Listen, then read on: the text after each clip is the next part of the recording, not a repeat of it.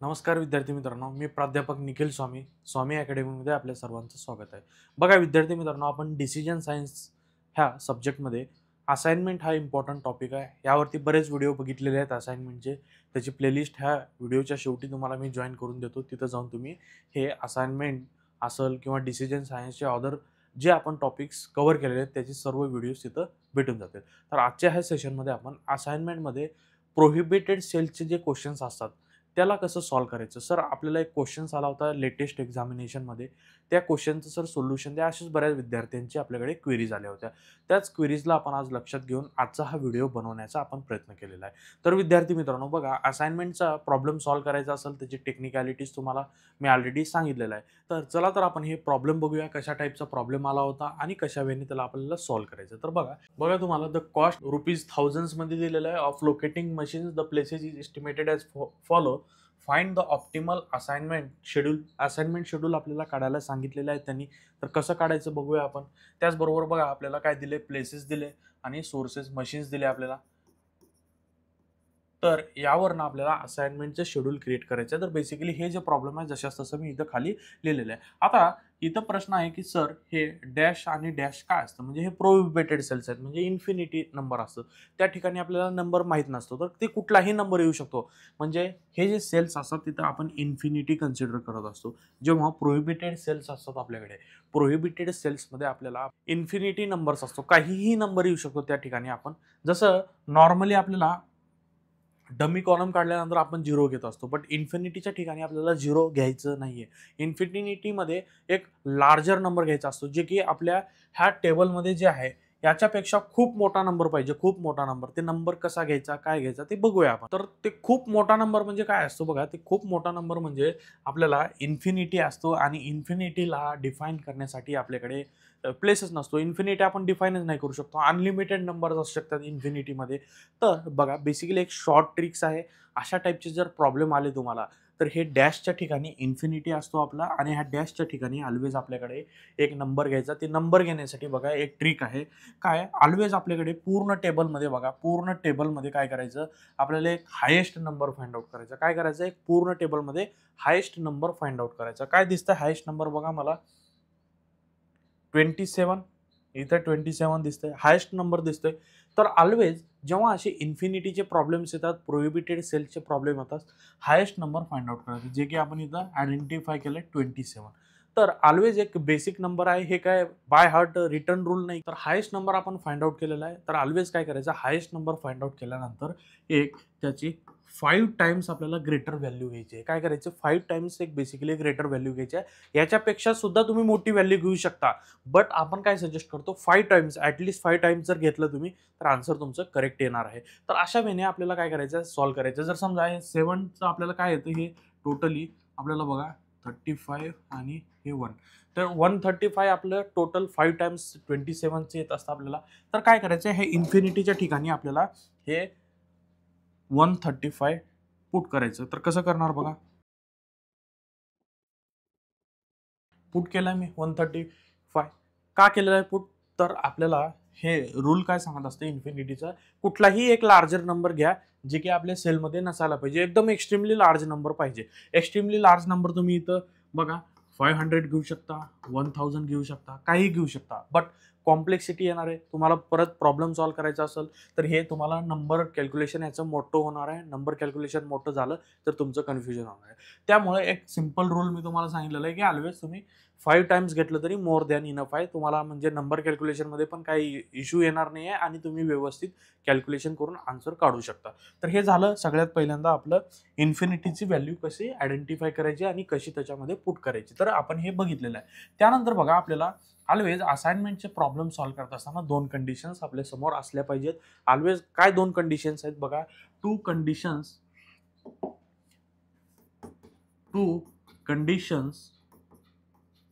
R to be satisfied. कोणत्या 2 conditions असतात बघा, ऑलवेज आपल्याकडे 2 कंडिशन्स कुठल्या असतात. सगळ्यात पहिली कंडिशन असते the objective of minimisation of cost. Cost कमीत कमी करायचं आपल्याला, टाइम कमीत कमी करायचं असतं, सगळ्यात पहिलं ऑब्जेक्टिव्ह ते असतं. सेकंड ऑब्जेक्टिव्ह आपलं काय असतं, सेकंड ऑब्जेक्टिव्ह आपलं ऑलवेज हे काय असतं, m इक्वल टू n असतं. m इक्वल टू n म्हणजेच काय, m इक्वल टू n म्हणजे काय बघा, आपले कॉलम्स किती आहेत बघा, 1 2 3 4 5. n म्हणजे काय असतात, आपले कॉलम्स असतात, 5 कॉलम्स आहेत. रोज किती आहेत माझे, 1 2 3 4. म्हणजे काय, 4 इज नॉट इक्वल टू 5, म्हणजे 4 आपले हे इक्वल टू नाही. Hence the problem is unbalance problem. Problem काय असणार आहे आपला, हे अनबॅलन्स असणार आहे. कारण आपले जे रोज आहेत आणि जे आपले कॉलम्स आहेत ते इक्वल नाही आहेत. जे इक्वल नसतील तर हे प्रॉब्लेम अनबॅलन्स असतात.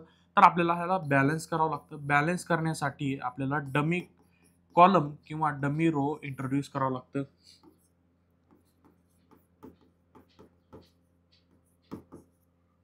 To be introduced. ठीक आहे, कसं करणार इंट्रोड्यूस, बघा काय कमी आहे आपल्याकडे, रोज कमी आहेत, तर रोज आपल्याला ऍड करायचं. तर इथं बघा m5 लिहितो मी आणि याला डमी लिहितो. तर डमी लिहिलेला आहे मी. डमी लिहिल्यानंतर आपल्याला काय करायचं असतं, ऑलवेज त्या डमीच्या व्हॅल्यूज माहीत नसतात म्हणून आपण काय करतो, इथं 0 0 0 0 पुट करत असतो. केलंय पुट. आता याच्यानंतर आपल्याला असाइनमेंट करायचं. असाइनमेंट करत असताना आपल्याला काय करायचं असतं, प्रत्येक कॉलमसाठी किंवा प्रत्येक रोसाठी आपल्याला रो रिडक्शन करावं लागतं आणि कॉलमसाठी आपल्याला कॉलम रिडक्शन करावं लागतं. बेसिक स्टेप्स असतात आपले बघा. पहिल्या सुरू आपल्याला रो रिडक्शन करावं लागतं. रो रिडक्शन कसं करतो आपण, प्रत्येक रो मधला एक लोवेस्ट नंबर आपण आयडेंटिफाय करतो. बघा ह्या रो मध्ये मला 19 लोवेस्ट नंबर दिसतोय. ह्या सेकंड मध्ये मला लोवेस्ट बघा 24 दिसतोय. थर्ड मध्ये बघा मला 20 हा लोवेस्ट दिसतोय आणि फोर्थ मध्ये मला बघा 15 हा लोवेस्ट दिसतोय आणि खाली मला 0 हा लोवेस्ट दिसतोय. तर काय करायचं, बेसिकली रो रिडक्शन मध्ये हे टेबल जसं तसं काढायचा आणि प्रत्येक रो मधनं हा जो लोवेस्ट नंबर आहे प्रत्येक सेलच्या प्रत्येक व्हॅल्यू मधनं मायनस करायचा. म्हणजे 19 - 19 20 21 - 19 25 - 19 20 - 19 21 - 19 करायचं. जे काही टेबल येणार आहे ते टेबल आपल्याला जसं तसं लिहायचं. बघा कसं करणार आपण, टेबल काढून घ्या.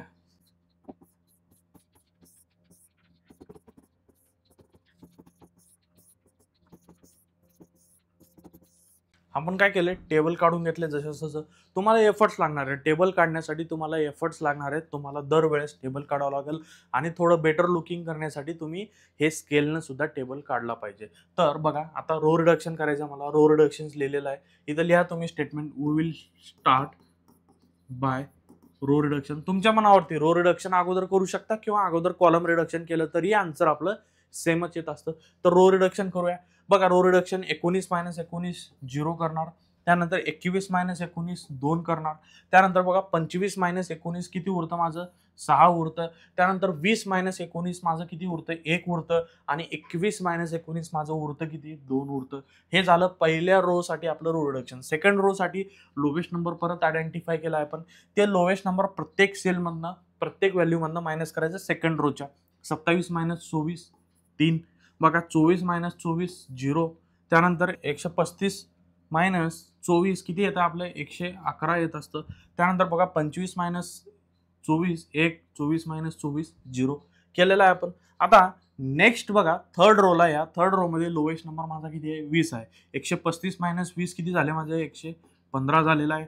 त्यानंतर 24 - 20 माझं किती झालंय, 4 झालेलं आहे. त्यानंतर 27 - 20 माझं 7 झालेलं आहे. त्यानंतर बघा 24 - 20 4 झाले, 20 - 20 0 झालेलं आहे. तसंच फोर्थ रोला या. फोर्थ रो मध्ये बघा 22 आहे. 22 - 15 7 झालेलं आहे माझं. त्यानंतर बघा 16 - 15 1 झालेलं आहे. 20 - 15 5 झाले. 15 - 15 0 झालेला आहे. 16 - 15 1 झालेला आहे. आणि खालती बघा 0 आहे. 0 - 0 0 - 0 0 0 0 हे आपलं सगळं 0 येत असतं. हे बेसिकली आपण काय केलेलं आहे, हे रो रिडक्शन झालेलं आहे. आता आलेल्या रो रिडक्शन वरनं आपल्याला कॉलम रिडक्शन करायचं असतो. कसं करणार कॉलम रिडक्शन, तर आता कॉलम रिडक्शन करायचं आपल्याला, आलेल्या रो रिडक्शन मधनं कॉलम रिडक्शन करायचं. कॉलम रिडक्शन साठी परत आपल्याला टेबल काढायला लागतं. चला टेबल काढूया.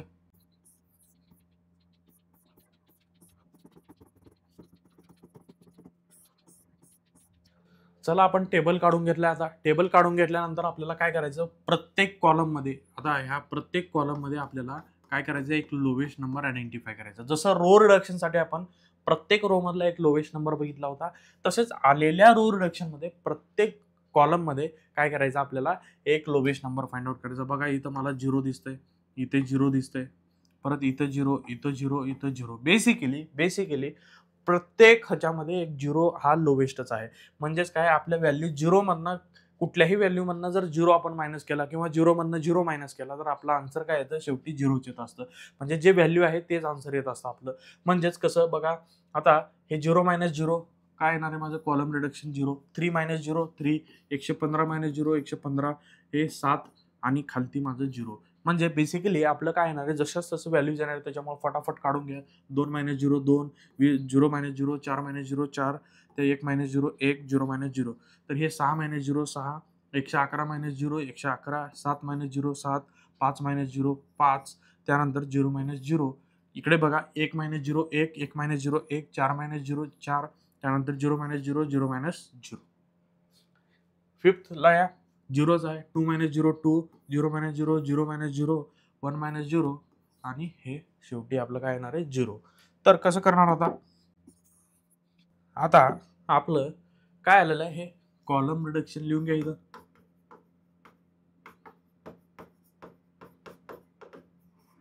कॉलम रिडक्शन झाले.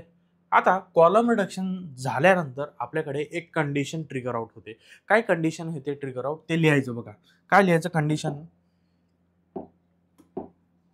The number of lines required to cover all zeros must be equal to order of matrix. आता म्हणजे काय म्हणते बघा, हे कंडिशन काय म्हणते, आपल्याला हे जे झिरो असतात असाइनमेंट करायचं असेल तर हे सगळे झिरोज आपल्याला कट करावं लागतात. हे सगळे झिरोज कट करत असताना आपल्याला अशा लाईन मारायच्या आहेत की ते लाईन आपल्या ऑर्डर ऑफ मॅट्रिक्सच्या बरोबर पाहिजे. आता सर ऑर्डर ऑफ मॅट्रिक्स काय असतं, ऑर्डर ऑफ मॅट्रिक्स म्हणजे तुमचं जे टेबल आहे बॅलन्स टेबल, किती बाय कितीचा टेबल आहे, समजा तुमचं हे एम तुमचे किती आहेत 5 आहेत आणि तुमचे एन कॉलम्स किती आहेत 5 आहे, म्हणजे 5 बाय 5चा टेबल आहे. म्हणजे तुमचं ऑर्डर ऑफ मॅट्रिक्स काय असतं, हे 5 असतं. ऑर्डर ऑफ मॅट्रिक्स 5 असतं. समजा तुमचा टेबल 4 बाय 4चा आहे तर तुमचं ऑर्डर ऑफ मॅट्रिक्स काय असणार आहे 4 असणार आहे. समजा तुमचा टेबल 6 बाय 6चा आहे तर तुमचं ऑर्डर ऑफ मॅट्रिक्स काय असणार आहे 6 असणार आहे. तर असं बेसिकली ज्या table M equal to N जे व्हॅल्यू असते ते आपलं ऑर्डर ऑफ मॅट्रिक्स असते. जसं की इथं आपले ऑर्डर ऑफ मॅट्रिक्स 5 आहे. म्हणजेच काय, आपल्याला अशा लाईन मारायच्या आहेत की हे सगळे झिरोज आपले 5 लाईनमध्ये कटले पाहिजेत. म्हणजे सगळ्यात पहिलं काय करायचं बघा, जिथं जास्त झिरो दिसतात त्याला सगळ्यात पहिलं कट करायचं आपल्याला. म्हणजे कमीत कमी लाईनमध्ये सगळे झिरो कटले पाहिजेत असा आपल्याला उद्दिष्ट असतो. म्हणजे बघा इथं M5 मध्ये लगट मला किती दिसतात 5 झिरो दिसतात. तर मी एक हॉरिझॉन्टल लाईन मारली, एकाच लाईनमध्ये माझे 5 शिकार झालेले आहेत. त्यामुळे मी काय केलं, एकाच लाईनमध्ये कटवलेलं आहे. तसंच बघा मॅक्सिमम झिरो कुठं दिसतात तुम्हाला, बघा इथे एक झिरो दिसते, इथे एक झिरो दिसतंय. त्यामुळे ह्या लाईनला मला 2 झिरो दिसतात. त्यामुळे मी इथं पण हॉरिझॉन्टल लाईन मारू शकतो. संपलं. आता बघा इथे एक झिरो आहे त्यामुळे इथं सोडा. बघा आणखी जास्त झिरो कुठे आहेत बघा, इथे एक झिरो आहे, इथे एक झिरो आहे. म्हणजे याला मी काय करू शकतो, याला एक उभी लाईन मारू शकतो, याला पण उभी लाईन मारू शकतो आणि याला पण उभी किंवा हॉरिझॉन्टल, तुमच्या मनावरती कसेही मारा लाईन, फक्त सगळे झिरोज कटले पाहिजेत आणि 5 लाईन्स मध्येच कटले पाहिजेत. तर बेसिकली मी काय केले, 2 हॉरिझॉन्टल लाईन्स मारलेत, 3 व्हर्टिकल मारलेत. तुम्हाला जर मारायचे असतील तर याला हॉरिझॉन्टल पण मारू शकता, बट मिनिमम लाईन्स मध्ये आपले हे सर्व झिरोज कट झाले पाहिजेत. तर आपण किती लाईन्स मारलेत, 1 2 3 4 5 लाईन्स घेतलेत. तर बघा 5 equal to 5, hence the condition is satisfied. Hence the condition is satisfied. आता काय करायचं आपल्याला, कंडिशन सॅटिस्फाय झालेली आहे, यावरनं आता आपण असाइन करू शकतो. तर असाइन करत असताना आता लाईन मारत असताना जिथं जास्त झिरो बघितले होते आपण त्याला अगोदर लाईन मारून कट केलं होतं. आता काय करायचं, ह्याच्या अपोजिट चेक करायचं. म्हणजे जिथं कमीत कमी झिरो आहे, ज्या रो मध्ये एकच झिरो आहे किंवा ज्या कॉलम मध्ये एकच झिरो आहे ते लाईन आता पकडायची आहे. बघा ह्या फर्स्ट कॉलम वाईज जाऊया आपण, कॉलम वाईज बघूया. ह्या कॉलम मध्ये मला 2 झिरो दिसतात, इथे एक आणि इथे एक, सोडा. बी मध्ये इथे एक झिरो, इथे एक झिरो, सोडा याचा नाद. सी मध्ये बघा 6 111 7 5 झिरो, म्हणजे एकच झिरो दिसलाय, म्हणजे ह्या झिरोला सगळ्यात पहिला आपल्याला असाइन करायचं. म्हणजे आपला असाइनमेंटचा रूल काय असतो, 1 पर्सन 1 जॉब, 1 मशीन 1 टास्क. असं काहीही, एका माणसाला एकच जॉब देऊ शकतो आपण, एका माणसाला एकच फॅक्टरी देऊ शकतो, एका ब्रँडला एकच फॅक्टरी देऊ शकतो. म्हणजे इंडिव्हिज्युअली आपल्याला एकाला एकच अलोकेट करायचं असतं, म्हणजेच काय असतं, असाइनमेंट असतं. एकाला डबल अलोकेशन करू शकत नाही. डबल अलोकेशन केलं तर आपला आन्सर चुकतो, कोलॅप्स व्हायला नाही पाहिजे, व्हॅल्यूज कोलाइड नाही झाल्या पाहिजे. सिंगलरलीच व्हॅल्यू आपल्याला पुट करायच्या आहेत आणि एकालाच एकच असाइन करायचे असतात. तर बघा इथे एका याच्यामध्ये एकच झिरो आहे आणि झिरो आपला असाइनमेंटचा बेस असतो, फक्त झिरोलाच आपण असाइन करू शकतो. तर इथं बघा सी ला झिरो एकच दिसते, मी असाइन केलं.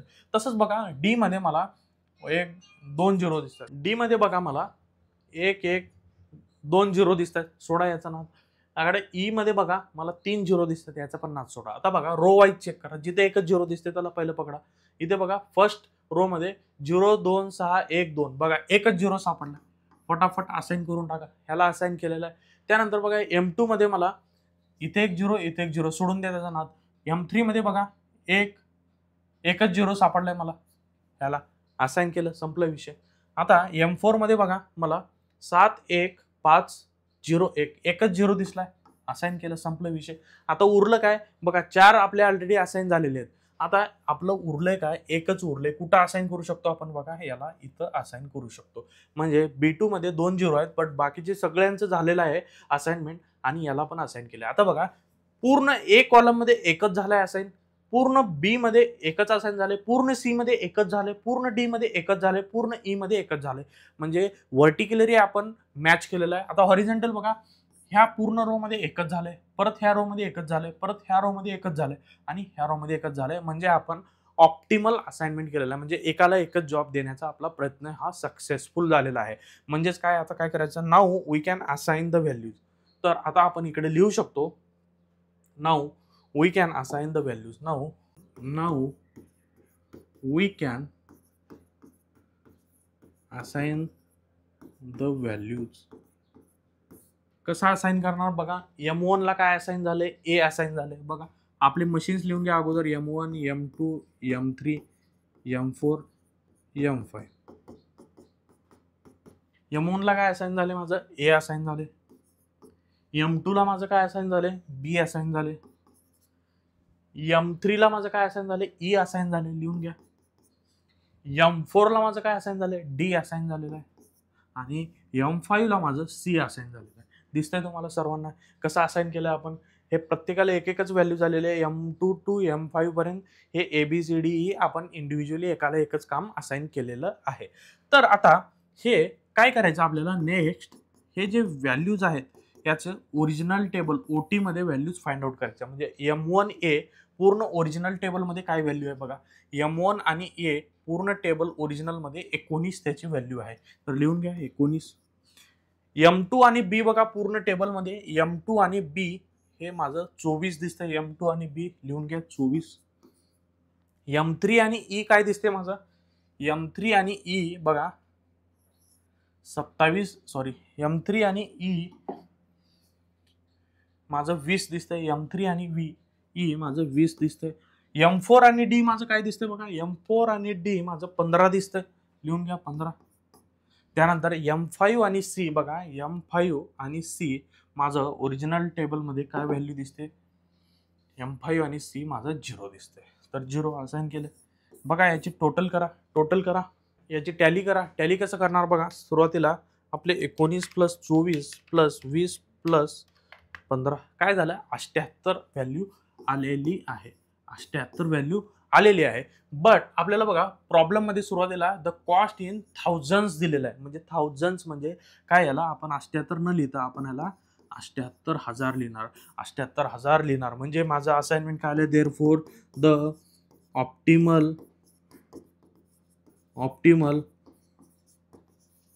Assignment cost is 78,000 rupees.